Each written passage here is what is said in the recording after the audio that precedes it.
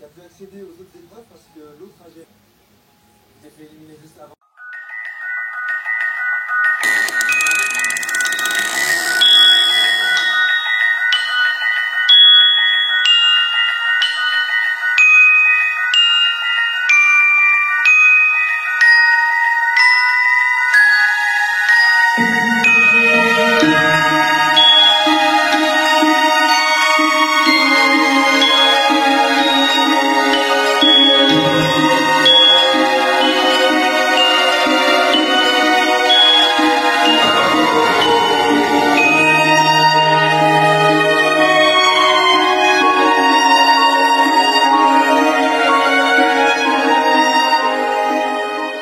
Hola, cappuccino, cappuccinette, j'espère que vous allez bien. On se retrouve aujourd'hui pour une nouvelle vidéo, une nouvelle story time. HDV, yeah. Cappuccino, cappuccinette, j'espère que vous allez bien. Ah, je voulais tellement, j'étais pressée de faire cette vidéo, vous avez vu, j'ai oublié de mettre mon micro. J'ai pas de micro là. Commencer, l'entamer juste pour pouvoir vous remercier chacun et chacune. C'est la première fois que j'ai reçu autant de joyeux anniversaires in my life, de ma vie. Donc je voulais vous remercier, merci infiniment. Franchement, vous êtes la famille. Il n'y a pas de doute à avoir. Vous êtes my family. En tous les cas, j'espère que vous allez bien. Alhamdoulilah, moi ça va. Je reprends du poil de la bête. Je suis bien dans l'énergie. D'ailleurs, je voulais vous dire une petite info. Vous savez que en ce moment sur TikTok et Insta et Snap, je poste beaucoup, souvent des avant-premières même. Donc, n'oubliez pas de m'ajouter aussi là-bas. Je vais vous laisser comme d'habitude le temps de vous préparer, de faire tout ce que vous devez faire lorsque vous devez regarder ou écouter l'une de mes nouvelles vidéos. Une fois que tout ceci est fait, on va passer à la chorale. Et quant aux autres, on se retrouve juste après. Yeah. J'espère que vous êtes bien installés. Donc cappuccino, cappuccinette, pour cette nouvelle vidéo, pour cette nouvelle story time HDV, qui je vous le rappelle veut dire histoire de vie, je vous emmène où? Eh bien je vous emmène avec moi, Inch'Allah, en Syrie. On va faire la connaissance de plusieurs personnages. Mais l'un de ces personnages clés, c'est Adel. Donc Adel, il faut savoir que c'est pas une femme, on va dire qu'il y a un métier commun, banal, non. C'est une médecin légiste. Elle a travaillé sur des grosses enquêtes. Elle fait ce métier, elle l'a fait par passion, par dévotion, pour souvent rendre justice. Et c'était une femme comme ça, aimée, respectée dans son domaine. Son diagnostic, il n'était jamais faussé. Elle avait de l'instinct. Elle aurait très bien pu être une grande flic, quoi. Elle a du nose, elle a du nez. Au moment de sa retraite, elle a pas voulu, on va dire, totalement décrocher, rester qu'à la maison. Non, elle, c'est une femme qui est active. Après la retraite, elle a commencé à faire beaucoup d'amal khayri, beaucoup de bonnes œuvres. Elle accordait son temps aux bonnes œuvres, aller donner par exemple à manger pour les nécessiteux, aller visiter des orphelinats. Et à un moment donné, elle va avoir l'idée d'apprendre le lavage mortuaire et de laver ainsi les défuntes. Comme elle savait que c'était un acte d'adoration et aussi un acte qui rapporte énormément de hasanat, c'est-à-dire de bons points, on va dire, pour faciliter les choses, elle voulait vraiment apprendre ça et le faire, et bien le faire, avec toutes les règles, avec tout ce qu'il fallait apprendre, qu'il fallait lire, dire. Elle va apprendre tout ça de manière très stricte et sérieuse. Et bien sûr, le fait d'apprendre le lavage mortuaire, c'était pour en tirer que de la bénédiction et des invocations. Mais c'était pas du tout avoir de l'argent. Et de manière aussi générale, l'aspect financier, elle avait pas besoin d'argent. Alhamdoulilah, elle est très aisée. Donc là, Adel, elle va commencer à laver ses premières mortes. Et il y en a beaucoup qui vont l'impacter, qui vont la toucher. Par exemple, quand il y a une défunte qui vient et qu'elle sait par exemple elle est orpheline ou que sa famille ils s'en fichent et qu'elle n'aura personne et qu'elle a pas peut-être sa famille ils ont pas les moyens pour l'enterrement et tout, dites-vous qu'elle prenait tout en charge. Elle va acheter le kfen, c'est-à-dire le linceul de la personne, tout ce qui est pour son lavage. Ensuite, administrativement parlant, s'il y a des choses à payer pour la sépulture, la place de la défunte, elle va le faire. Vous voyez, c'était vraiment une dame adema, c'est-à-dire une dame au grand cœur. Et donc, on comprend que cette dame, elle est que à la recherche et à la course des bonnes œuvres. Donc, comme je vous ai dit, elle le fait pour une partie des bonnes œuvres, Inch'Allah, avoir le paradis, que Dieu soit content de tout ce qu'elle fait. Mais aussi, il y a un petit secret de pourquoi elle a voulu vraiment le lavage mortuaire et s'y donner corps et âme. Et vous allez voir que sa raison, elle est touchante et elle est folle. En fait, Adil, de par son métier, elle a été confrontée à des cas de femmes ou de jeunes femmes, de jeunes filles, même de petites filles, qui ont subi des dons, c'est-à-dire qui ont subi des injustices graves, telles que des vies, telles que des mortes sous les coups. Mais comme par moment, on va dire que c'était tellement, soit les familles ne voulaient pas aller plus loin pour éviter un scandale, l'El-Fadiha, ils étouffaient l'affaire et on n'en parle plus, sous couvert de, peut-être ils prennent une enveloppe de la personne accusée, ou juste ils s'en fichent que l'injustice perdure et que ça reste ces crimes-là impunis. Donc c'était une manière pour elle d'être une gardienne de ces personnes. Donc à chaque fois qu'elle a un corps, même si on lui dit que la personne est morte de manière naturelle, elle dit ok, mais comme elle a le khibra, c'est-à-dire comme elle a l'expérience de par son travail, elle sait inspecter, elle sait regarder, elle sait voir si c'est véritablement naturel ou si la personne est morte d'un mauvais coup. Pour ça qu'elle voulait vraiment avoir l'expérience de lavage mortuaire pour être en gros, comme je vous ai dit, la gardienne de ces femmes. Parce que elle, il y a beaucoup de dossiers qui l'ont frustrée où elle savait que la personne, elle était morte pas du tout de manière naturelle, qu'elle avait été victime d'un crime. Mais quand elle voulait parler et tout, il suffisait qu'un des commissaires ou un des policiers, il soit un corrompu, un pourri, il prend une enveloppe et ça y est. Donc tout ça, ça la frustrait tellement qu'elle s'était jurée de plus jamais en fait laisser faire ce genre de choses. Un jour, elle est chez elle et là, son téléphone, il va sonner. Elle va aller décrocher, on va dire la chambre mortuaire où elle travaille, où elle lave les femmes, qui l'appelle. Il lui dit salam alaikum, donc elle répond alaikum salam. Adel, si vous êtes libre aujourd'hui, on vient d'avoir un appel de l'hôpital Intel qui vont nous transférer le corps d'une défunte. C'est une dame de 70 ans, donc ils ont personne dans leur famille qui sait laver. Donc si vous êtes libre aujourd'hui, est-ce que vous pouvez venir vous la laver? Donc Adel, dès qu'il y a un khair à faire, c'est-à-dire dès qu'il y a un bien, dès qu'il y a une bonne action à accomplir, elle y va. Même si elle a un programme à côté, ça c'est sa priorité. Donc elle leur a dit, j'arrive, elle se prépare, elle prend son matériel, elle saute dans sa voiture, elle se met en direction de la chambre mortuaire. Et cette chambre mortuaire, il faut savoir qu'elle est juste à côté d'un cimetière. En fait, c'est là-bas qu'ils lavent les défunts et directement, ils procèdent après à leur inhumation. Adel, quand elle est arrivée, juste un peu après, donc les ambulanciers vont déposer directement le corps de la défunte dans la chambre où elle sera lavée par Adel. Et Adel, elle capte que cette défunte, elle est accompagnée. Donc elle est accompagnée de 4 femmes et de 2 hommes. Adel, elle va comprendre, 3 sont les filles de la dame défunte, de la dame qui est morte. Et l'autre, la 4e, c'est la petite sœur de la défunte qui est aussi une dame d'un certain âge et qui s'appelle Jamil. Quant à la défunte, celle-ci se prénommait, Allah yarhamha, paix à son âme, Yaqub. Et quant aux 2 hommes, il y avait donc le neveu de la défunte, donc le fils de Jamil, qui s'appelle Jamil, et il y avait Yaqub, c'est-à-dire le fils de la défunte. Donc là, Adil, une fois qu'elle était prête, elle va demander aux 2 jeunes hommes de quitter bien évidemment la salle pour pouvoir commencer le lavage.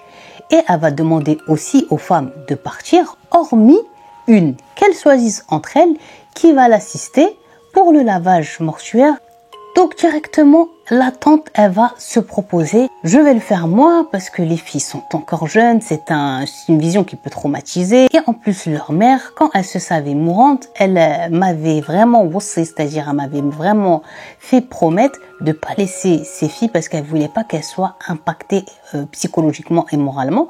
Donc je vais prendre cette responsabilité-là, moi, sur mes épaules. Donc là, Adel, celle qui lave, elle a dit, il n'y a pas de problème. Donc les trois autres aussi, elles sont sorties. Adel, celle qui lave, elle s'est mise en marche. Mais Adel, celle qui lave, elle va capter sur Jamil, donc la sœur de la défunte, qu'elle a un comportement un peu bizarre. Elle est c'est-à-dire que il y a un truc. L'atmosphère, elle n'est pas sereine. Malgré, c'est normal, c'est un moment lourd parce que c'est un décès, c'est une mort, c'est un lavage mortuaire. Là, c'était le comportement de la sœur de la défunte qui va un peu interpeller Adel. Et Adel, elle avait bien senti que c'était pas le fait qu'il y ait un cadavre devant ses yeux qui peut-être altérait le comportement de la sœur. C'était bien plus grave, on dirait. C'était au-delà. En fait, cette sœur, elle avait un comportement un peu beaucoup trop, en réalité perturbateur, comme pour déconcentrer, voilà le mot, et bien Adel, dans les étapes qu'elle devait suivre. Mais vraiment, elle l'a déconcentrée de malade. Comment? Vous allez comprendre. Donc en fait, Jamil, la sœur de la défunte, quand elle lui avait dit, est-ce que tu vas la laver avec moi et tout, elle lui avait dit non, je veux juste insister et regarder. Donc elle lui avait dit, ok, il faut que tu me laisses alors. Donc, imaginez comme ça la table où il y a la défunte. Là, Jamil, elle, c'était un endroit où elle ne voulait plus bouger. Adel, quand elle va laver la défunte, il faut bien qu'elle fasse le tour de la table pour laver, pour oublier aucun recoin, pour faire tout ce qu'elle devait faire. Sauf qu'à chaque fois, elle remarque Adel que quand elle arrive à un certain endroit où on dirait elle est gluée, la petite sœur de la défunte, s'il te plaît, est-ce que vous pouvez vous décaler, vous pousser pour que je puisse. Et quand elle se décale, en fait, elle se décale, mais elle n'est pas à l'aise de se décaler. Et après, elle parle beaucoup, et ce qui fait que ça la déconcentre. Donc à chaque fois, elle dit, pardon, est-ce que tu peux, parce qu'en même temps, tu sais, je récite le Coran, donc tu me perturbes et tout ça. Donc elle se tait, mais tout de suite après, 5 minutes comme ça, elle va reparler. Et elle comprend pas. Et dès qu'elle se décale de cet emplacement, elle revient vite. Et elle a l'air comme rassurée que la docteure encore, elle n'est rien vue. Sauf que ce comportement-là, je vous ai dit quoi, Adel, elle est trop mtawara, c'est-à-dire elle est trop maligne. Et en fait, tu vas pas lui faire à l'envers. Si ton comportement n'est pas clair, elle va directement, je vous dis, elle a du nose, elle a du nez. Elle va te sentir. Même si tu vas essayer de la perturber, de la distraire, de parler pour essayer d'éloigner sa concentration, non, elle est là, elle est concentrée. Donc là, plus ça allait, plus la petite sœur était chelou. Donc directement dans la tête, elle s'est dit, attends, peut-être que j'ai pas capté quelque chose sur le corps de la défunte, qu'elle essaye de stir cette sœur, c'est-à-dire qu'elle essaye de cacher. Il faut que je sois beaucoup plus attentive et que j'ouvre mieux mes yeux et que je capte, parce que là, c'est pas normal. Ça, on me l'a jamais fait. Donc la Adel, la laveuse mortuaire, elle va commencer à vraiment bien surveiller la sœur de la défunte. Et elle capte qu'elle veut pas bouger d'un certain endroit d'à côté du corps de sa sœur. Dès qu'elle se redécale, elle revient. Et elle a l'air d'être... Donc le côté que la petite sœur de la défunte ne veut pas quitter, c'était le côté du corporel gauche de la morte. Donc quand elle est revenue Adel du côté gauche, dans sa tête, elle se disait, écoute, tu vas ouvrir tes yeux, te concentrer, essayer de capter ce qui va pas, ce qui n'est pas normal. Pourquoi elle veut pas aller de l'autre côté quand je viens de ce côté? D'habitude, elle a l'habitude que les gens, qu'ils assistent au lavage mortuaire de leurs proches, en fait, ils switchent. Mais elle reste que dans cet endroit. Là, elle se concentre, elle essaye de regarder sans pour autant trop faire comprendre à la petite sœur que je commence à capter ton délire. Adel, avec son œil affûté de médecin légiste, d'enquêtrice sur un des doigts de la défunte, elle remarque de l'encre. Vous savez, l'encre qu'on met quand on va faire des papiers administratifs, quand ils nous disent mettez comme ça pour prendre les empreintes, elle remarque que ça, sur un des doigts, eh bien, de la morte. Donc là, Adel, la laveuse, elle va prendre la main de manière normale pour pas attirer l'attention de la petite sœur. Et elle va voir ensuite sur son torchon que ça s'est collé à la serviette. En fait, elle a capté que quoi, c'était fresh, c'était frais. Donc c'était pas un truc qadim ancien. C'est maintenant qu'on a mis le doigt de la défunte dans un encrier. Donc elle savait, Adel, que la mère, elle était morte depuis la veille. Donc c'est possible, elle se dit que l'hôpital, quand ils l'ont enregistrée avant de la rentrer dans le frigo, peut-être ils ont fait ça, mais ça aurait dû sécher. Bon là, elle n'a rien dit, elle n'a pas montré, elle était interloquée et elle a commencé donc à partir de cet instant-là à mieux analyser, non la petite sœur, mais la défunte. Au niveau, vous savez, de ses mains, elle va juste comprendre. Je vous ai dit que elle est très intelligente. Elle va capter que c'était une dame, celle qui est morte, qui n'a pas connu de sa mère, qui n'a pas connu en fait une vie dure. Parce que ses mains étaient bien lisses. Elle avait la trace de bague, mais ça se voit que c'était pas n'importe quelle bague.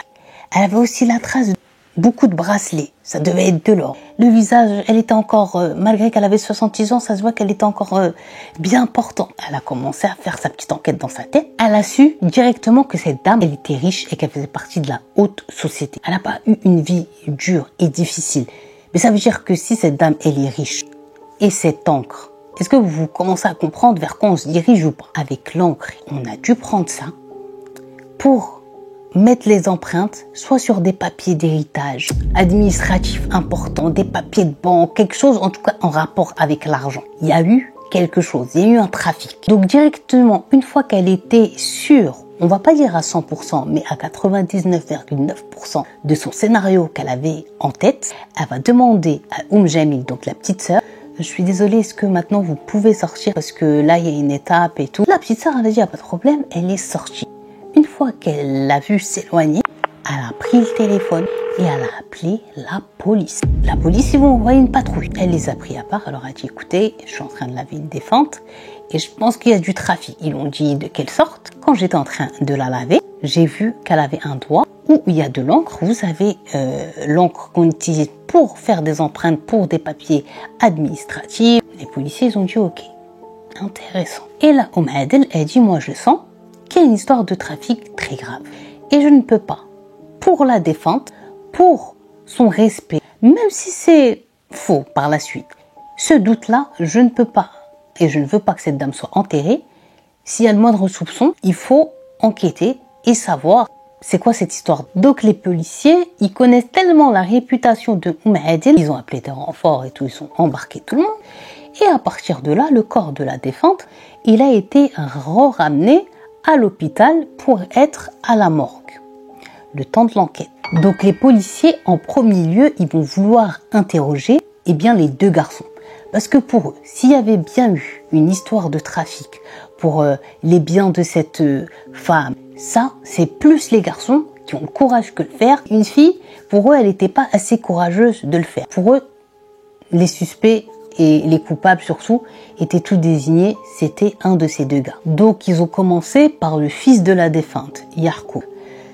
Tu n'as pas honte, ta mère est morte et tu as décidé de vouloir mettre main basse sur ses biens. Peut-être que tu n'avais pas envie de partager avec tes sœurs, donc tu as ramené de l'encre et tu as profité de ta mère morte pour lui faire psam, c'est-à-dire pour lui faire des empreintes sur des papiers d'héritage. Donc là, le garçon, il était offusqué, attristé de ces graves accusations. Il s'est mis à crier, ensuite à pleurer, à jurer. Dites-vous bien, les policiers étaient tellement sûrs que c'était le fils de la défunte, parce qu'ils ont déjà eu des cas similaires, qui sont partis fouiller dans leur maison, qui sont partis, ils ont retourné sa chambre de A jusqu'à Z dans l'espoir de mettre la main sur un papier falsifié, jusqu'à dans sa voiture, le coffre, la boîte à gants, ils ont cherché partout. Ils ont mis la main sur rien. Et Jamil, lui aussi, il va nier. Il dit qu'il n'a rien à voir, qu'il n'a rien fait. Jamais, lui aussi, il va jurer, il va pleurer.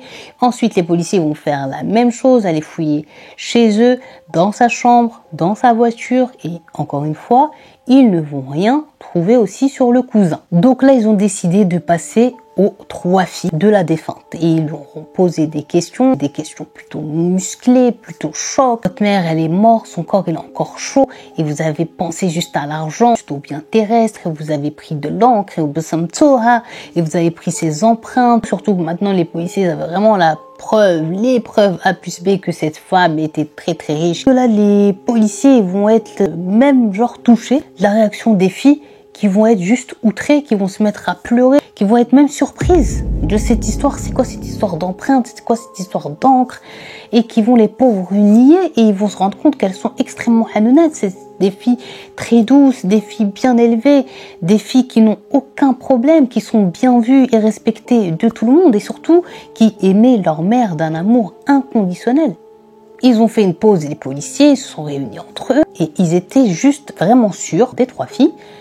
Elles n'ont rien à voir. Yacoub, Jamil et les 3 sœurs sont passées. Il nous reste qui? Il nous reste Jamil, la petite sœur de Yacoub. Ils ont dit, écoute, on est fatigué, vous passez par un moment difficile, si on est sur plusieurs enquêtes qui nous prennent déjà la tête, donc on va faire au plus vite.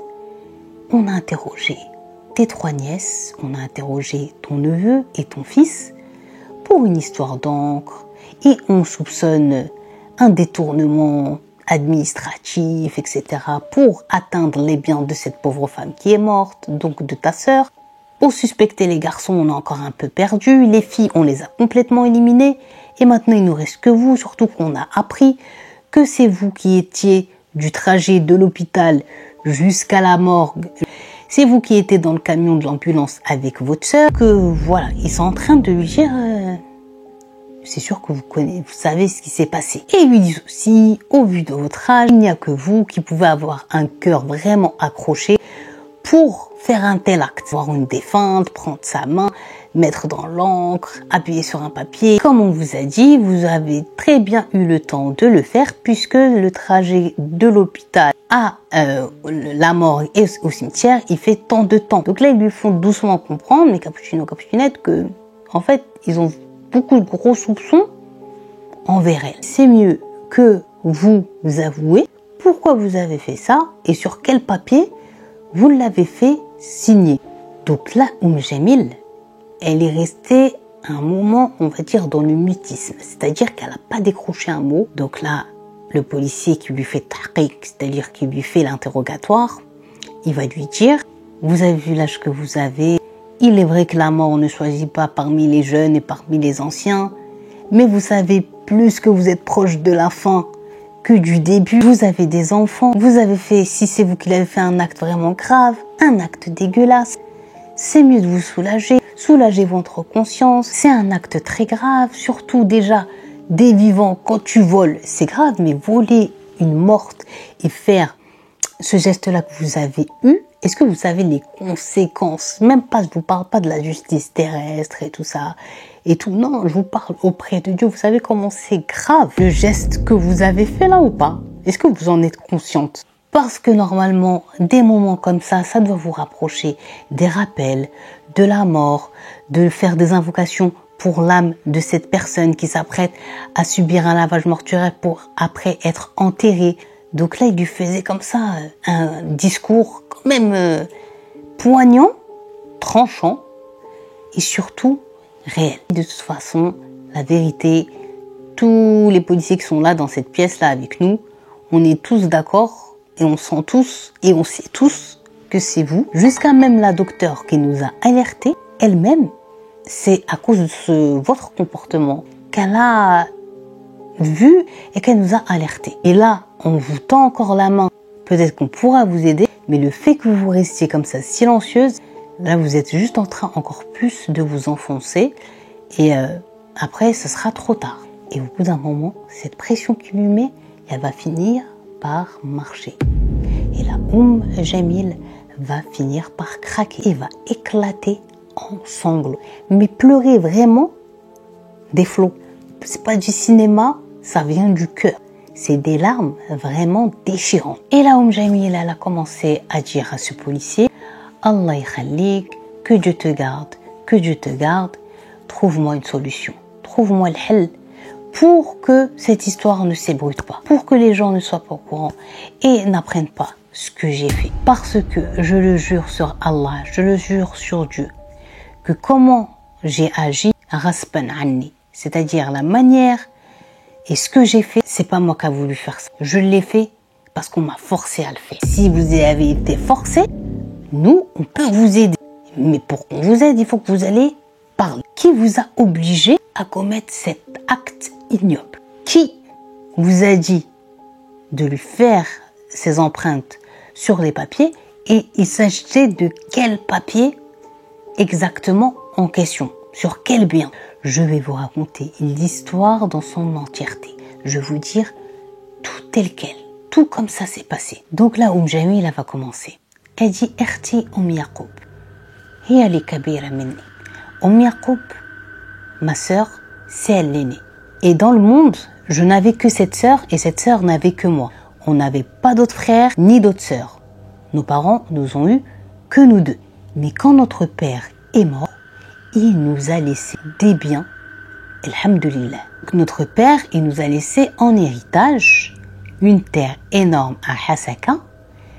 Elle était vraiment un terrain d'hectares et des hectares et des hectares. Et le père, ce qu'il avait fait, c'est qu'il avait tout simplement partagé en deux. Une partie pour Yaqoub, une partie pour Jamil. Jusqu'à là, vous me suivez. Et donc, avec le temps, Yaqoub, elle s'est mariée.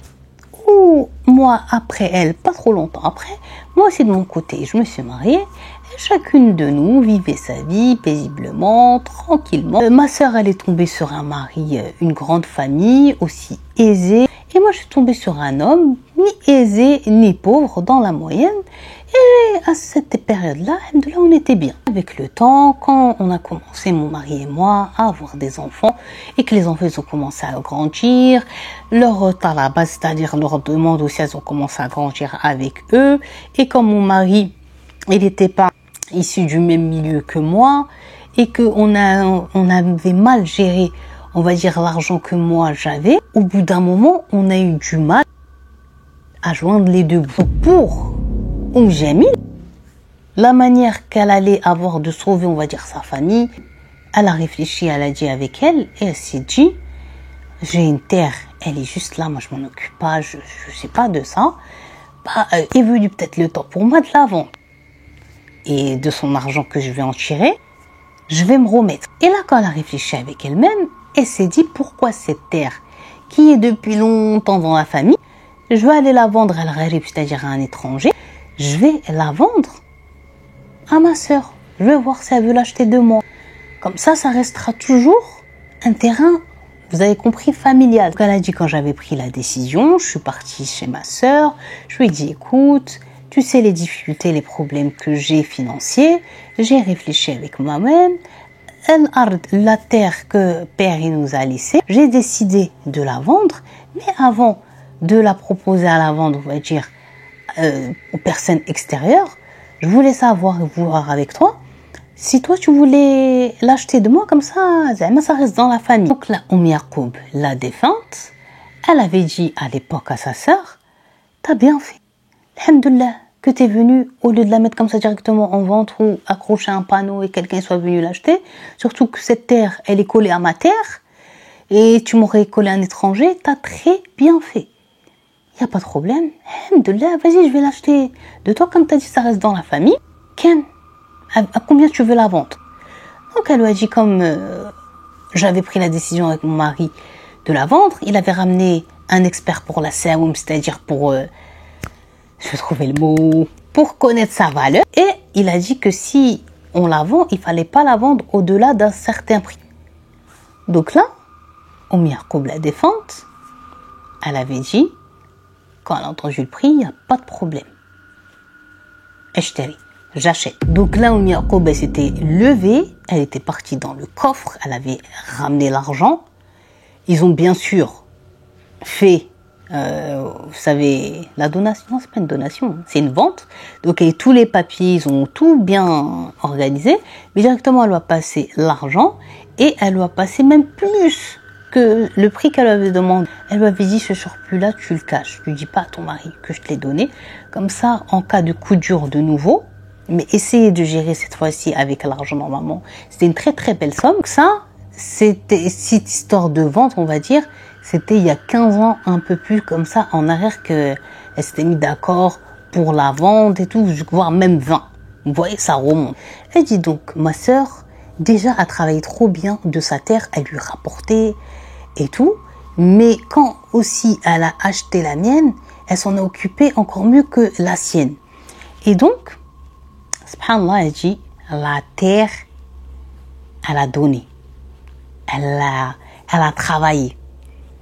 Elle a tiré des sous de la terre Yacoub, la défunte. De cette terre-là, c'est là qu'elle a aussi accru, on va dire, sa richesse Yacoub. Ça fait que, en fait, elle a pu s'acheter une énorme ferme, ensuite des autres terrains, et elle a acheté après des aqaras, c'est-à-dire des immeubles, et après elle a fait des magasins. Et en fait, son mari, à la défunte, il lui avait appris le business parce que la famille de son mari, c'était une famille d'hommes d'affaires.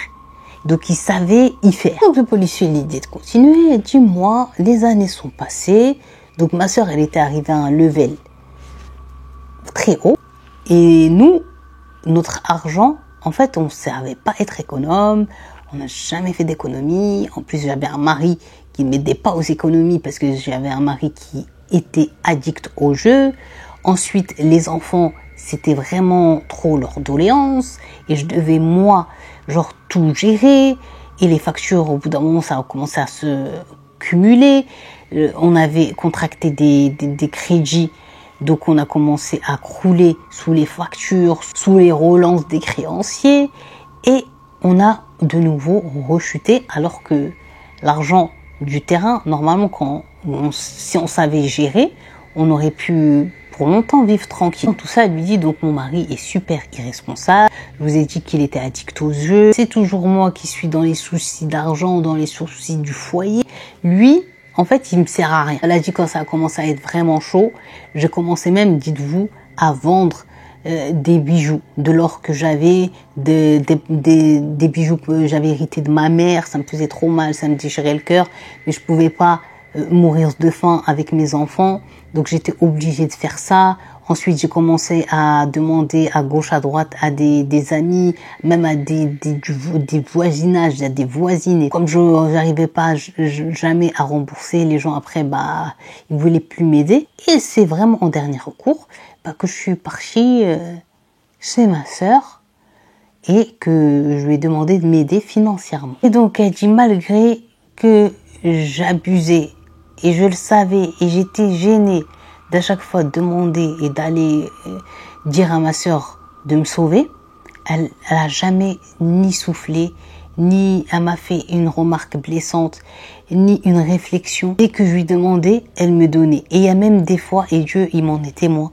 où j'allais visiter ma sœur comme ça, même si j'étais en galère, pas pour qu'elle me donne, et que je lui disais pas, demandais pas de m'aider, avant de partir, je repartais toujours avec un panier rempli et de l'argent. Et quand je voulais même pas prendre l'argent, elle m'obligeait à le prendre. Sauf que les problèmes vont commencer quand un de mes fils il va bien grandir et que son père il va commencer à avoir des discussions avec lui très graves concernant ma sœur, en disant, tu vois ta mère, en parlant de Jamil, donc celle qui est face au policier, tu vois ta mère, c'est vraiment une nunuche, c'est vraiment une cruche, c'est vraiment une imbécile. À l'époque, elle a vendu le terrain qui rapporte des millions et des millions aujourd'hui à ta tante Yacoub. Elle l'a vendu pour une bouchée de pain. Elle s'est fait avoir, elle s'est fait berner. Et l'autre, elle vit là, comme une riche. Elle est riche, pas comme une riche. Elle vit là, elle vit sa meilleure vie. Ses enfants vont dans les meilleures écoles, ils ont les meilleures voitures, t'as vu la maison qu'ils ont par rapport à la nôtre et tout. Tout ça, c'est parce que ta mère, elle leur a vendu le terrain pour une bouchée de pain. Et elle est contente. Elle est contente de cette vie de misère. On a dit Jamil au policier, moi je prônais la défense de ma sœur en disant à mon fils aîné que ton père il raconte n'importe quoi parce que c'est ton père qui est parti, qui a ramené un mec qui a fait expertiser la terre et qui lui a dit ne pas la vendre au-delà de tel prix. Et ta tante, ma sœur, elle m'avait donné un prix bien plus conséquent et ton père le sait, etc., etc., etc. Mais c'était trop tard. Le père, il avait en fait bien injecter le poison de la haine, de la jalousie et tout ça dans le cœur des enfants de Jamil vis-à-vis de leur tante qui a toujours été là et qui a toujours volé à leur secours. Pas comme leur père qui les laissait en galère. S'il n'y avait pas eu Yacoub, si elle n'était pas avec un cœur bleu et qu'elle avait aidé sa sœur à maintes reprises, jusqu'à même Jamil a dit qu'elle ne peut pas compter le nombre de fois où sa sœur l'a sauvée et l'a aidée, ils seraient morts de faim parce que c'est pas leur père qui leur aurait ramené. Dis-moi maintenant, j'avais un certain âge, mon fils il a grandi, il arrivait à un âge où je n'arrivais plus à le commander, ni à avoir la main et l'emprise sur lui. Ce qui fait que il partait sans mon aval, comme ça c'est ma sœur, pour c'est-à-dire pour dire comme ça à ma sœur, oui, vous avez volé nos terres, vous avez volé nos biens, vous avez bouffé le terrain de ma mère, vous lui avez acheté à un prix bas parce que vous savez y faire en affaires. Qu'à chaque fois, il allait et Yacoub, la défunte, elle lui jurait, mon fils, jamais je vais faire quelque chose comme ça, je sais très bien que manger l'argent des gens est haram, je vais jamais faire quelque chose comme ça, ta mère et ton père, je l'aurais vendu, ils m'ont vendu le terrain au prix que eux ils ont dit et je lui ai donné même plus, j'ai rien volé, j'ai acheté tout dans les règles, j'ai toujours aidé ta mère pour subvenir à vos besoins sans compter, sans rien demander, c'est vraiment grave. Les accusations que tu es en train de porter vers moi alors que j'ai un certain âge et que moi je fais aucune différence, même si je t'ai pas accouché de mon ventre, pour moi tu es un fils pour moi, tous les enfants de ma sœur sont des enfants pour moi, donc moi je comprends pas, j'ai toujours été là pour vous aider et je serai toujours là tant que je le pourrai. Donc arrête de parler mal, d'être irrespectueux et de m'accuser de choses graves. Là, Jamil, face au policier, elle dit, moi j'ai essayé de raisonner mon fils comme je le pouvais, mais comme je vous ai dit, l'injection que le père il avait fait dans son cœur, elle était irrécupérable. Elle était devenue vraiment la photocopie de son père, voire pire que son père. Il avait une détestation envers ma sœur que je comprenais pas. Et là, Jamil, elle a dit un jour, c'est parti tellement loin entre sa sœur et son fils que la sœur, elle avait plus de patience, elle en avait marre de l'irrespect, des fausses accusations, avec tout le bien qu'elle leur avait fait, qu'elle leur faisait jusqu'alors, qui lui parle comme ça, elle tolérait pas, en plus sous son toit, donc elle l'a mis à la porte. Comme elle avait dit la défunte Yacoub à Jamil, sa petite sœur, je lui ai juré, alors que j'ai pas l'âge de lui jurer, je lui ai montré par A plus B les papiers, j'ai tout fait. Mais j'en ai marre, moi, de ces accusations et tout ça. Donc moi, ces états d'âme et sa frustration et sa jalousie et sa haine qui vient me déverser à la tronche alors que j'ai un certain âge, je ne tolère plus. Donc voilà, je dis, tiens ton fils chez toi. Elle a dit, vu que je suis mauvaise, malgré que j'aide et que j'ai aidé, que j'aide encore, etc. Bah allez, j'aiderai plus, je ferai plus de bien, je suis une personne mauvaise, je ne suis plus, sache-le, hein. Et note-le bien que je suis plus ta tante, que je suis plus rien pour toi, qu'on n'est pas, si tu veux, même de la même famille, etc. Tout ce que tu veux, mais en tout cas, tu vois, cette maison et le seuil de cette porte, tu n'y viens plus. Comme Jamil a dit au policier que elle, malgré tout ce qui s'est passé entre son fils, son aîné, et sa sœur, elle n'a pas coupé la relation avec sa sœur, hein, parce qu'elle aime trop sa sœur. Elle a dit, sur terre, il me restait que ma sœur, et ma sœur, elle avait que moi aussi sur terre, donc ma sœur, comme elle savait très bien que moi j'avais rien à voir avec ça, que c'était mon connard de mari qui avait rempli son fils de haine et de frustration et de jalousie envers ma sœur, on est restés ensemble. Jamil a dit, moi ma situation elle était dure parce que même si je le voulais pas, j'étais entre deux feux. J'étais entre le feu de ma sœur et entre le feu de mon mari qui n'arrêtait pas. Toute sa vie, lui, c'est quoi? C'est de même de penser à comment en fait soutirer de l'argent à ma sœur et reprendre pourquoi pas même le terrain, et mon fils, il est devenu pire. Donc moi, franchement, je savais plus où me foutre et j'étais mal, mais en tout cas, il n'y avait personne sur cette terre qui pouvait me séparer de ma sœur, et ma sœur, pareil. Comme vous le savez, ma sœur, elle avait 3 filles. 3 filles, il y en a qui étudient encore, d'autres qui travaillent, et Yacoub, il est encore dans les études, il étudie pas ici, dans notre ville, il étudie beaucoup plus loin. Au bout d'un moment, la santé de ma sœur va commencer à se détériorer.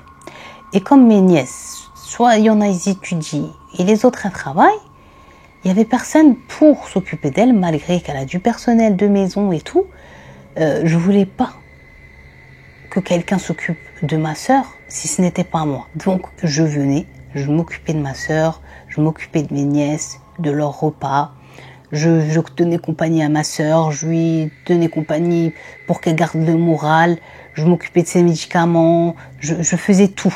Et ma sœur, elle était contente, elle était beaucoup plus à l'aise comme ça, à savoir que j'étais là aussi même pour ses filles. Mais là où jamais l'a dit un jour, la situation de santé de ma grande sœur va se détériorer. C'est bien en fait qu'elle pouvait plus juste rester à la maison avec un traitement, mais là, il fallait qu'elle aille de toute urgence à l'hôpital. Donc là, directement à l'hôpital, elle a été hospitalisée d'urgence. Donc là, j'étais encore plus dévouée à ma sœur. Et c'était pas du tout une corvée, bien au contraire. Et ma sœur, elle voulait que je sois auprès d'elle. Donc là, premier jour d'hospitalisation, deuxième jour, troisième jour, 1 semaine, 2 semaines. Et plus ça va, la situation de santé de ma sœur, plus au lieu de faire ça, ça fait ça. Elle descend. Et plus ça allait, plus on dirait s'approcher de la mort. Mais elle dit un jour, son mari, donc Jamil, puisque le mari de Yacoub, il était déjà mort, le pauvre, Allah yarhamou. Donc il était venu voir Jamil et Zama, prétextant qu'il venait visiter sa belle-sœur qu'il détestait, je vous le rappelle. Puisqu'il était jaloux et frustré des biens qu'elle avait. Donc là, elle dit un jour, il vient me voir à l'hôpital. Ma sœur, heureusement qu'elle était inconsciente, on va dire, endormie. Je suis sortie dans le couloir, il m'a ramené dans un coin. Et il m'a dit, je suis venue pour te parler d'un truc trop important. Donc là, elle a dit, je me suis imaginé tous les sujets, hormis le sujet pour lequel il va me parler. Puisque pour moi, il n'y a aucune personne saine d'esprit qui peut avoir un tel discours si là-haut, toutes les cases elles sont au bon endroit. Nous sommes obligés de profiter de cette situation. Ça se voit là que ta sœur, elle va quitter la vie terrestre. Ça se voit qu'elle va canner. Et il dit ça sans aucune pincette, sans aucun filtre. Il est vraiment sérieux là dans ses propos. Donc, comme ta sœur elle s'apprête à mourir, il faudrait que nous aussi, on arrive à tirer un peu notre épingle du jeu et à profiter de sa mort. Et en tirer du profit. Jamil, elle était tellement abasourdie, choquée des propos que son mari est en train de tenir en plein hôpital, alors que sa sœur, elle est juste à quelques mètres dans sa chambre, en train de se battre pour rester vivante, pour ses 3 filles et son fils. Il lui tient un tel discours. Donc elle était perdue, elle lui a dit, comment ça? Parce qu'elle savait pas de quoi il y a, en fait, la merde qu'il est en train de sortir de sa bouche. Il lui dit, c'est simple, basmiha, c'est-à-dire basmiha, prends-lui les empreintes, parce que empreinte en arabe c'est basamat. Donc il lui dit, prends el basma, prends ses empreintes et tu les mets sur des papiers de vente, mais pas n'importe quel aqar, c'est-à-dire pas n'importe quel de ses biens. C'est ce que je viens de dire. Tu vas la faire signer sur les papiers de vente du terrain que tu lui as vendu il y a 15 ou 20 ans en arrière, comme si que tu lui avais reacheté. Tu récupères comme ça le terrain, les terres de Hasaka. Parce que de toute façon, machallah, ta sœur, elle a des belles, oui, c'est-à-dire elle a tellement de choses, wesh. Elle a des immeubles, elle a des maisons, elle a des magasins, elle a des camions, elle a ci, elle a ça, elle a fait que d'énumérer. Il a dit, de tout ça, on veut pas. Nous, on veut juste récupérer le terrain. Et quand je vous ai dit, le terrain, il rapporte des millions. Et lui dit, en plus, ça sert à rien de paniquer et tout. Ça sera pas, genre, on se fera pas griller, même administrativement parlant, juridiquement parlant, puisque tu pourras dire que fut un temps où tu as eu des problèmes financiers, que tu avais vendu à ta sœur le terrain, mais tout en lui disant de surtout pas le revendre, de le garder parce que tu allais finir par le racheter quand tu te seras remise financièrement. Donc tu diras que tu as laissé de côté de l'argent durant toutes ces années et que tu as pu réacquérir ta terre. Et tout le monde est au courant que ce terrain-là, votre père, il vous l'a laissé à vous deux. Donc, personne va aller renifler si c'est vrai ou si c'est faux. et comme ça on récupère notre bien. Il lui a dit, t'inquiète pas pour les papiers, j'ai quelqu'un, j'ai un beau faussaire, il va bien nous trafiquer les trucs, et ça fera comme si en gros c'est Oum Yacoub qui te revend ta terre à tel prix, etc., que tu lui as racheté, nanana. Vous voyez, Jamil a été tellement décontenancée, choquée des propos que son mari avait, qu'elle m'a dit, mais attends, tu crois que ma sœur, elle est bête? Elle va signer comme ça, elle va emprunter comme ça, là. Elle va mettre son empreinte sans demander, sans rien faire. Elle va se laisser faire comme ça. Elle va accepter. Là, son mari lui a dit, je savais que j'aurais dû te marier avec ta sœur. Genre, parce que elle a du cerveau, toi, t'as pas. Et donc là, elle attend. Elle lui dit, bah, vas-y, explique. Il lui dit, écoute, ce qui va se passer, c'est que là, ta sœur, elle est Firey Bouba. Elle est un peu comateuse. Ce que tu as à faire, c'est que je vais te ramener un encrier. Quand elle est pas elle-même là, elle fait que dormir, c'est-à-dire elle est comateuse. Tu prends sa main doucement, discrètement, tu, sur le papier, sur les différents papiers que je vais te donner, et c'est tout. Est-ce que c'est compliqué? Là, écoutez bien mes cappuccinos, cappuccinettes, comment vous allez choc-bar. Il me dit, tu le fais pas maintenant. Malgré qu'elle est comateuse, elle peut tout de même se réveiller et tout, parce qu'elle est encore un peu consciente. Non, il faut vraiment attendre qu'elle soit genre comme ça à 2 minutes de la mort, même moins. Et tu fais ce que je t'ai dit, qu'elle soit vraiment plus là, quoi, quand tu feras ça. Parce que son mari lui a dit, c'est pas on va faire ça là, lui faire signer les trucs, et peut-être, imagine, elle se réveille. Si elle se réveille, elle va savoir et tout, et on est parti. On sera dans la merde et on peut même finir en prison. Et il y a toi qui peux nous aider à faire cette étape-là, parce qu'il n'y a que toi qui est 24 heures sur 24 avec elle et qui sera josée quand, genre en gros, elle sera vraiment en mort. Donc là, la pauvre Jamil, quand elle a compris la demande, la doléance de son mari, elle était choquée, elle s'est mise à pleurer, à le supplier en lui disant que jamais sa sœur, elle l'a toujours aidé, elle peut pas lui mettre ce gros poignard dans le dos. Comment il peut penser avoir une telle pensée dégueulasse dans sa tête? Donc là, il lui a dit, écoute, ça sert à rien de pleurer, ça sert à rien de supplier, tu vas le faire parce que sinon, je te divorce. Et à ton âge, divorcer, c'est la honte. Je vais te faire une répute en plus, je vais te détruire. Si tu le fais pas, tu vas voir. Il a commencé à la menacer vraiment gravement. Quand il a fini de lui dire ça, il lui a dit, ce soir en rentrant à la maison, tu as intérêt à avoir réfléchi et à me dire que tu vas le faire. Quand elle est rentrée, il lui a dit, alors tu as réfléchi et tout. Elle lui dit, écoute, j'ai réfléchi, je vais rien faire. T'es sûr que je vais rien faire? Je vais rien faire. Même si je te divorce? Elle lui a dit, divorce. Eh bien, que tu ne veux pas divorcer. Et il lui a sauté dessus et il s'est mis 10 fois à la tabasser. Elle l'a tabassé, elle l'a insulté, elle l'a dénigré, elle l'a traîné par ses cheveux de gauche à droite, à l'âge qu'elle a, dites-vous. Et dites-vous que malgré Miskina, les coups, les insultes, la misère noire que son mari lui faisait, elle lâchait pas l'affaire.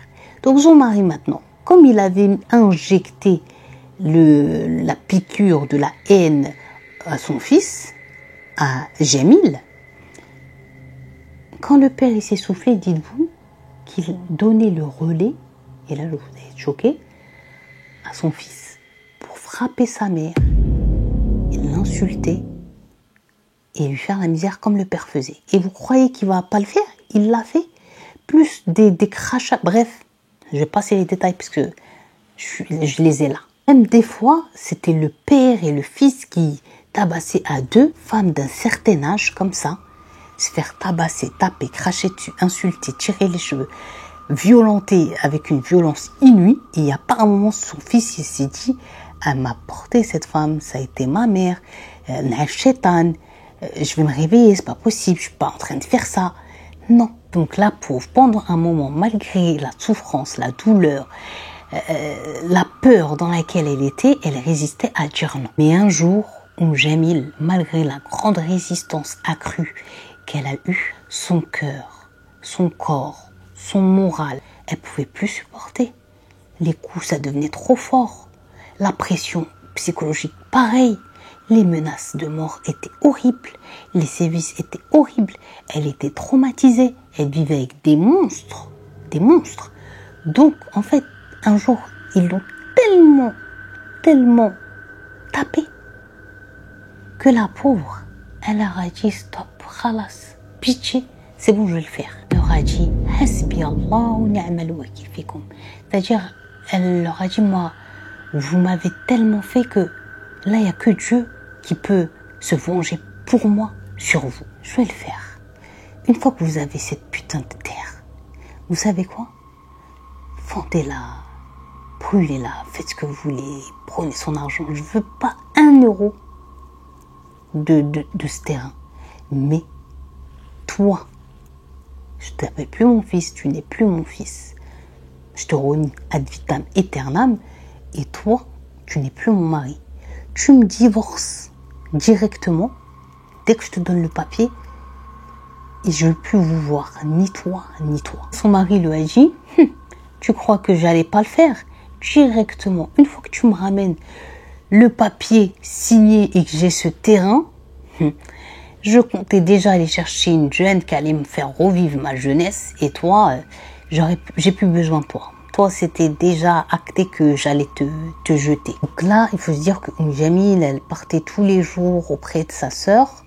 Mais elle était tous les jours triste et elle continue quand même de lui faire des invocations de qu'elle se réveille b'salama, qu'elle reprenne sa santé et que le plan de son fils et de son mari ne soit jamais fait. Mais malheureusement, dans les derniers jours, là, en fait, sa situation s'est encore plus empirée. Elle ne respirait que par l'aide d'un respirateur, que par l'aide de l'oxygène. Elle était branchée, on va dire comme ça, de partout. Et elle faisait beaucoup d'AVC et tout. Donc les médecins, ils étaient pas du tout confiants et ils commençaient à préparer en fait Jamil parce qu'ils avaient vu qu'elles avaient une relation forte, ces deux sœurs-là. Surtout qu'elles savaient qu'elles avaient plus leurs parents, qu'elles ont plus personne, on va dire comme ça, d'autres frères et sœurs, elles sont que elles deux. Donc si elles meurent, Yarkoub, Jamil, elle va tomber en dépression parce qu'elles étaient H24 ensemble. Donc ils commençaient à la préparer doucement à l'éventuel départ de Yarkoub, en fait, et à lui dire que malheureusement on a emprunté toutes les voies qu'on pouvait faire pour essayer d'aider votre sœur, mais malheureusement, il n'y a aucun résultat probant. Il faut se préparer en gros à ce qu'elle parte. Donc directement, la pauvre, quand elle a cette ma'louma, cette info, elle en avise qui? Elle en avise son mari pour qu'il ramène ce connard les faux papiers. Donc là, elle appelle son mari et lui dit, écoute, je viens de voir les médecins, ils m'ont pas annoncé de bonnes nouvelles, ils ont dit que ma sœur, ça y est, elle allait mourir, qu'il fallait qu'on s'y prépare. Donc voilà, donc si t'as tes trucs maudits à ramener, ou je sais pas quoi, il ramène quoi. Il ramène ce maudit papier, et après, et après tu dégages, je veux plus te voir, tu me divorces, et fin, tu me dégoûtes, tu m'écœures. Je suis malade de ce que je vais faire. Donc là, le mari de Jamil, le sorcier, il est parti chez le faussaire qui lui a fait les faux documents. Ensuite, il est parti acheter un encrier. Et il a pris la route vers l'hôpital. Quand il arrive à l'étage de sa belle-sœur, et quand il arrive devant la chambre, là il bug, il bloque. Pourquoi? Parce qu'il entend sa sœur qui rigole avec sa sœur. Comment c'est possible? Le matin, elle m'a appelé, elle était en pleurs, désespérée. Ma sœur, il faut que je me prépare à lui dire au revoir, elle va mourir. Et là, il les entend rigoler. Yarkoub, elle était, alhamdoulilah, éveillée, consciente, Jamil, donc elle avait repris du poil de la bête et elle se disait en elle-même, alhamdoulilah, ma doua, elle est passée. Mon invocation que j'ai dit à Dieu, ne laisse pas leur plan se faire. C'est passé. Ma sœur ne va pas mourir. Vous que même les médecins, ils avaient été choqués et surpris et ils avaient dit à Jamil, Wallah, hadi mu'jiza min rabbil alamin. C'est-à-dire ça, c'est un miracle de Dieu, c'est pas possible. Ils ont regardé le cœur, la tension, tout était bien. Subhanallah. Jamil, elle faisait des you comme ça, elle était contente, elle faisait des doigts, elle remerciait Dieu, elle a fait la prière en pleurant, en disant, alhamdoulilah, sa sœur, elle va rester avec elle et tout. Et le mari de Jamil, lui, il regardait la scène avec effroi, écœurement, avec haine. Tous ses plans, ils étaient tombés à l'eau là. Il a dissimulé les papiers, il était pas bien. Lui, il était trop dans les nerfs de « Oui, c'est pas possible. Comment ça se fait qu'elle est bien? Comment?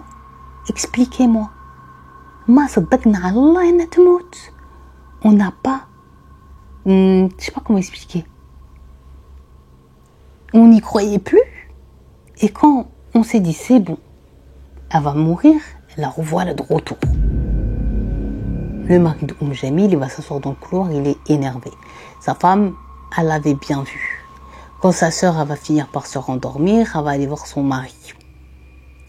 Et elle va lui dire, bah, tu pourrais quand même dire Hamdullah ala salamataha, c'est-à-dire tu pourrais être content que ma sœur elle soit revenue de parmi les morts, etc. Ça se voit que tu as la rage et tout. Je sais pas, sois un peu humain. Donc là, il lui dit, ah, laisse-moi tranquille. J'ai mal à la tête et tout, je me sens pas bien. Parce qu'il avait aussi des problèmes de sucre, de diabète. Il lui dit, là, j'ai besoin de boire un truc. Va me chercher soit un thé ou un café à la cafétéria de l'hôpital et tout. J'ai couru depuis ce matin comme un chien, alors qu'il fait je sais pas combien de degrés, j'ai chaud. Je suis sortie sans manger quand tu m'as appelé directement, le temps que le mec il fasse les papiers, le temps que j'aille chercher le truc d'encre et que je tape tout le chemin jusqu'à l'hôpital et tout. Je suis fatiguée, je me sens pas bien, je me suis oubliée et tout. N'qadini, genre sauve-moi. Donc là, Jamil, elle va lui dire ok, elle rentre vite fait dans la chambre de sa sœur, elle prend son sac, parce que lui, il a pas d'argent, et elle va descendre à la cafétéria chercher à son mari quelque chose pour genre pour qu'il sauve son âme, là, parce qu'il va trépasser, mais avant qu'il est vraiment pâle. Donc elle est partie, elle a acheté ce qu'elle devait acheter, elle remonte, l'ascenseur il s'ouvre, et elle tombe sur son mari qui avait un sourire en coin.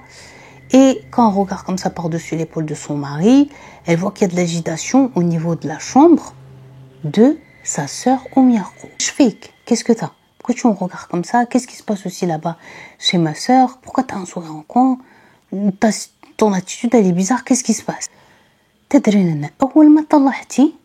sais qu'une fois que t'es parti, subhanallah, vous êtes vraiment fusionnel. Son cœur s'est arrêté.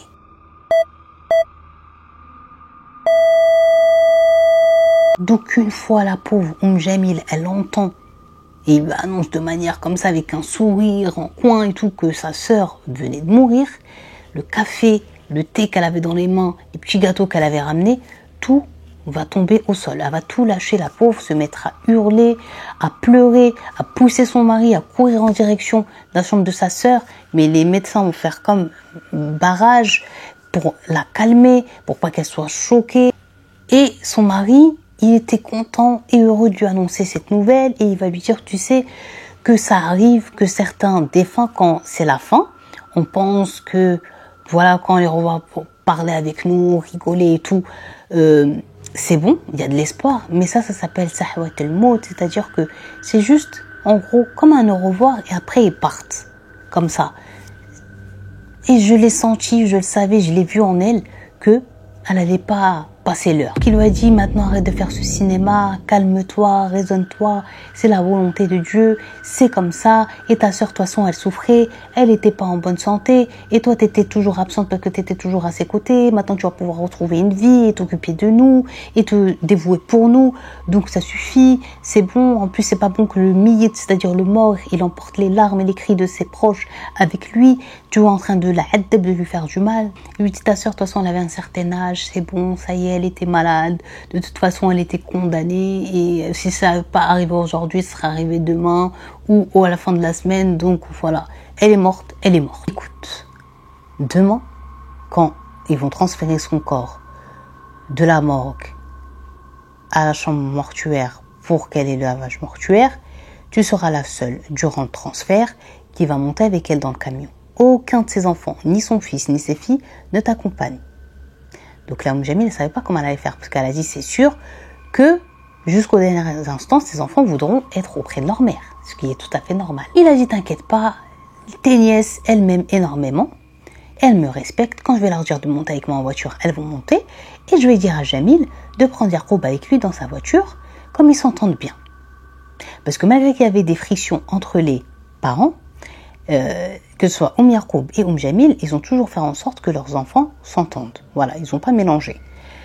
Donc, Jamil, elle a dit d'accord. Et elle était choquée qu'ils soient encore sur le plan des empreintes. Et lui dit, voilà, c'est ta seule mission. Et attention, tu prends bien ton temps et tu lui fais bien psem et tu tournes et tac, et tac, et tac. Tu fais vraiment ça de manière délicate, propre. Attention que tu renverses l'encre et tout. Tu fais vraiment ça très net. Ok?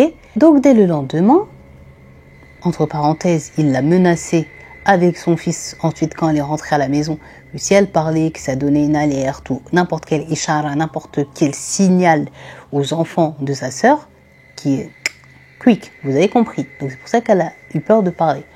Donc dès le lendemain, ils se sont tous donné rendez-vous à l'hôpital. Donc quand elle s'est retrouvée à l'arrière du camion qui transférait le corps de sa sœur, elle a soulevé tout délicatement comme ça le drap et elle a pris la main de sa sœur en pleurant,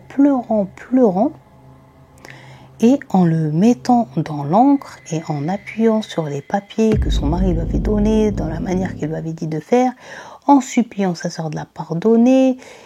Vraiment, elle était dans le mal. Une fois qu'elle a fini de faire ça sur tous les papiers que son mari lui avait donné à faire, elle a nettoyé comme elle pouvait, et bien l'encre qui est restée sur les doigts de sa sœur, mais tout, subhanallah, n'est pas parti. Donc, là, le camion, elle va sentir que ça va s'arrêter. Donc, elle sait qu'ils sont arrivés. C'est le camion qui arrive en premier, donc avec Jamil et la défunte Yaqub.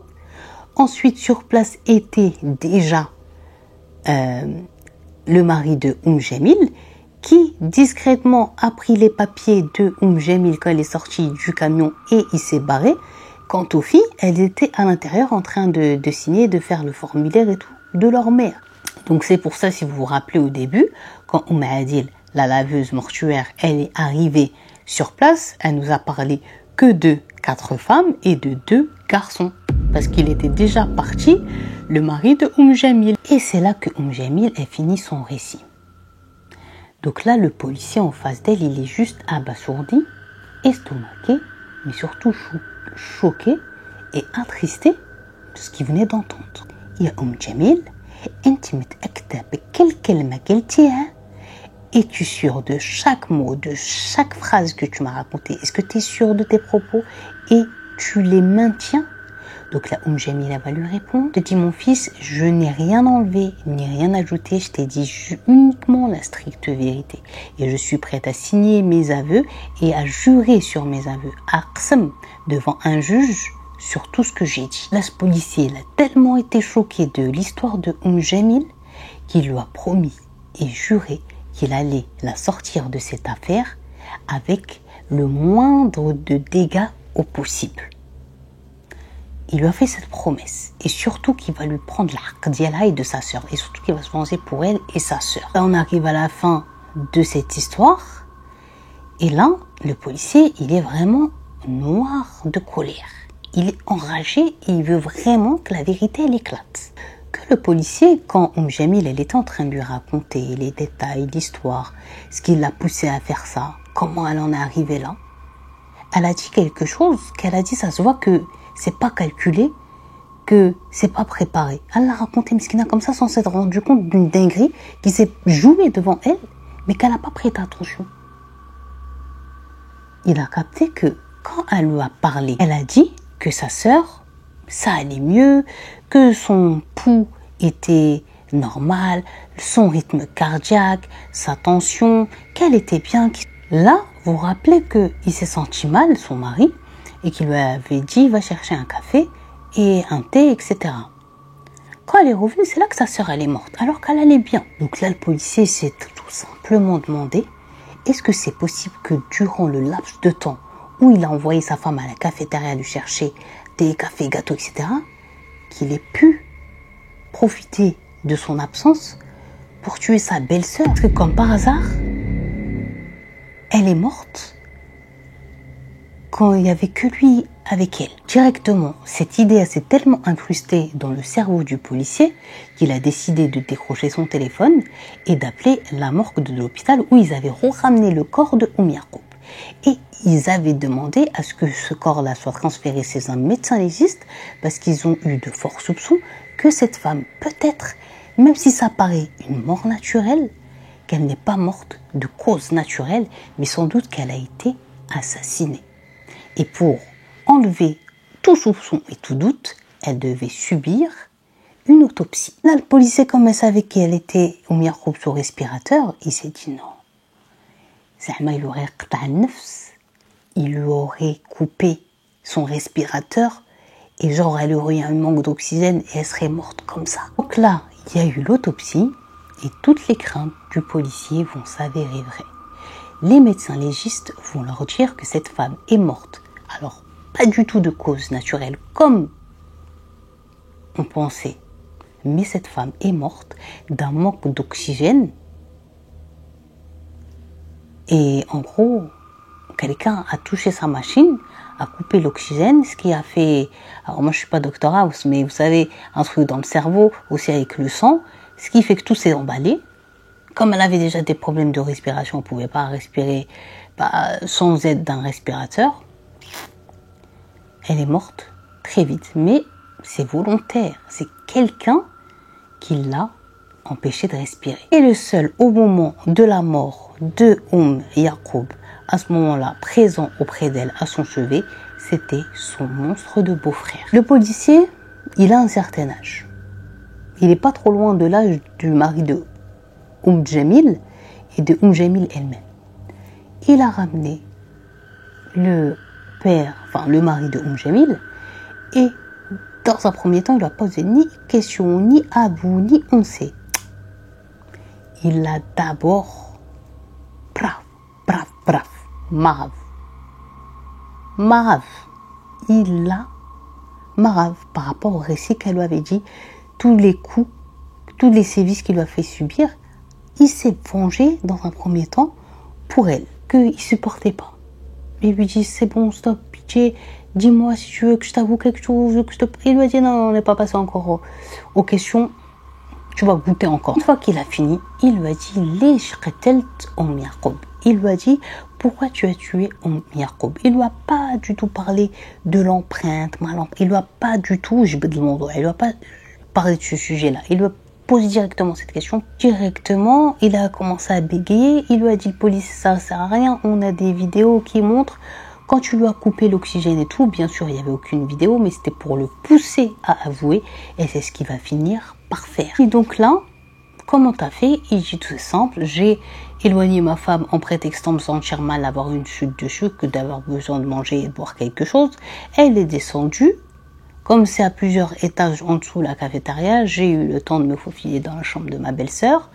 J'ai attrapé le tuyau, j'ai plié comme ça. Elle a ouvert ses yeux, elle m'a regardé, elle a même essayé de m'attraper. Mais genre en gros, j'ai étouffé.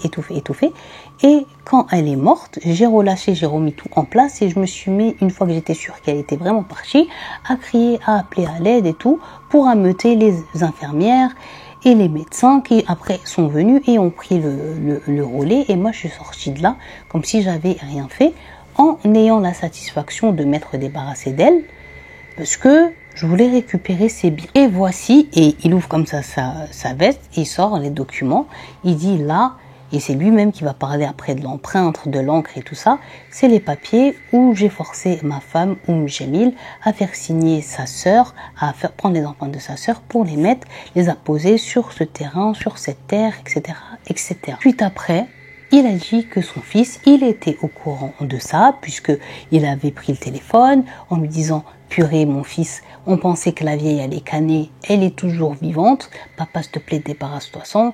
S'il te plaît, pour ça, tu penses que je peux le faire ?» Et c'est lui qui lui a donné l'idée de comment se débarrasser de sa tante. Donc là, ils sont partis chercher donc Jamil, son fils, qui était déjà, je vous le rappelle, au poste de police. Là, c'est un plus jeune policier du même âge à peu près que Jamil qui va s'occuper, lui mettre des fessées et les coups et lui faire payer tous les coups qu'il a donnés à sa propre mère. Pendant un moment, plus que le père, hein, il a bien goûté. Effectivement, lui aussi, après être passé à tabac, il est passé à table, il a avoué. Et donc, il a eu complicité de meurtre, truc de tazouir, c'est-à-dire falsification de documents. On comptait que ce soit le père et Jamil, ils ont eu aussi la plainte que la mère elle a déposée au final contre eux pour la séquestration, les coups et blessures, tous les trucs psychologiques qu'ils ont fait, quoi. Ça aussi, ils avaient ça comme tourment, c'est-à-dire comme peine charge, je sais pas comment on dit, sur le dos. Et aussi finira par son père par avouer qu'il a mis la pression et il tapait sa mère et que c'est eux qui l'ont forcé avec son père à faire les empreintes et tout sur la tente, etc. Donc on arrive au jugement. Donc Jamil, dites-vous qu'elle a eu 1 mois de prison, malgré que la justice et tout le monde savait son innocence et qu'elle était obligée et qu'elle était même pas manipulée, qu'elle était menacée de mort si elle le faisait pas. Donc en fait ils lui ont donné 1 mois de prison, on va dire que c'était symbolique, mais elle est rentrée à peine, qu'elle est même pas restée 2-3 jours, elle a eu un ifraj, c'est-à-dire comme une grâce, voilà, et ils l'ont sortie de là-bas. Il faut savoir que les 3 filles de sa défunte sœur et Yacoub, donc le neveu, ils en voulaient pas du tout, ils ont été peinés et choqués de savoir tout ce que la tante avait traversé, et ils ont recueilli leur tante chez eux et ils s'en occupent comme si c'était leur mère. Donc alhamdoulilah, de ce côté-là. Concernant le père, il a eu, pour le crime, pour tous les accusations qu'il avait et tout ça, et qu'il a tout reconnu, eh bien, il a eu la peine de mort par mashunaqa, c'est-à-dire pendaison. Et cette peine de mort, elle a été établie, donc il ne fait plus partie de ce monde. Concernant Jamil, il a eu 18 ans de prison pour sa complicité, etc., dans le crime à aider son père. Voilà. Ils sont occupés de leur tante jusqu'à ce que Dieu les rappelle à lui. Donc voilà, ils l'ont pardonné. Il y a aussi son neveu, ils se sont occupés d'elle comme si c'était leur mère. Elle était miskina bien. À chaque fois, elle leur demandait pardon, mais ils lui disaient « Ya khala, notre tante, on sait très bien que c'est pas toi, nanani, nanana ». Et à la fin, miskina, elle s'est retrouvée à être enterrée, subhanallah, regardez, malgré qu'elle est morte des années plus tard après sa sœur, à être enterrée à côté de celle-ci. Donc les 2 sœurs se sont retrouvées, alhamdoulilah, dans l'au-delà, et elles reposent ensemble, les tombes côte à côte comme ça. Alors que c'est même pas un cimetière familial ni rien, mais subhanallah, Dieu il lui a gardé la place jusqu'à être auprès de sa sœur dans la vie éternelle, on va dire. Et Yacoub, donc la défunte, la sœur qui a été assassinée, dites-vous que la terre l'a recouverte qu'une fois que qu'une fois qu'elle a exposé la vérité et que son meurtrier il a été retrouvé. Et s'il n'y avait pas eu Adel, la laveuse mortuaire, personne n'aurait jamais su cette histoire et cette vérité. Imaginez. Donc c'était l'histoire de Jamil et de l'empreinte. J'ai fini cette vidéo et cappuccino, cappuccinette, j'espère que vous avez kiffé cette histoire. Franchement, c'est une HDV de fou et une histoire de crime de fou. Il y a des montagnes russes, c'est triste, c'est choquant. C'est une histoire, elle vous donne même pas foi en l'humanité, de se dire que tu obliges ton épouse à aller prendre la main de sa sœur morte pour lui faire des empreintes sur des papiers. Elle m'a peiné parce que, je sais pas, tu sais qu'en plus ta sœur, tu laisses même pas ta femme pleurer sa sœur, tu la tapes, ton fils la tape, vous lui faites la misère. Non, franchement, c'est trop grave cette histoire. Donc moi, pourquoi je mets du temps à vous raconter des HDV, c'est parce que je veux des histoires que comme ça en fait, des histoires ultra chocs que vous attendez pas. En tous les cas, si vous avez regardé cette vidéo jusqu'ici, je vous en remercie. Je vous invite à écrire en commentaire Jamil ou bien le mot empreinte, un de ces 2 mots. À ne surtout pas spoil dans les commentaires. Je vous invite de nouveau à venir me suivre sur Snap, TikTok, Instagram. Je n'ai pas de Twitter ni de Facebook. De pas quitter cette vidéo en ne l'ayant pas liké, en n'ayant pas laissé un commentaire sans spoil, en partageant cette vidéo et en regardant si vous êtes bien abonné. D'ici la prochaine vidéo, portez-vous bien. Merci encore une fois à tous ceux et celles qui m'ont souhaité un joyeux anniversaire.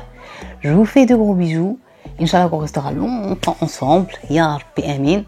Dites Amin ou bien dites Amen. Dites ce que vous voulez.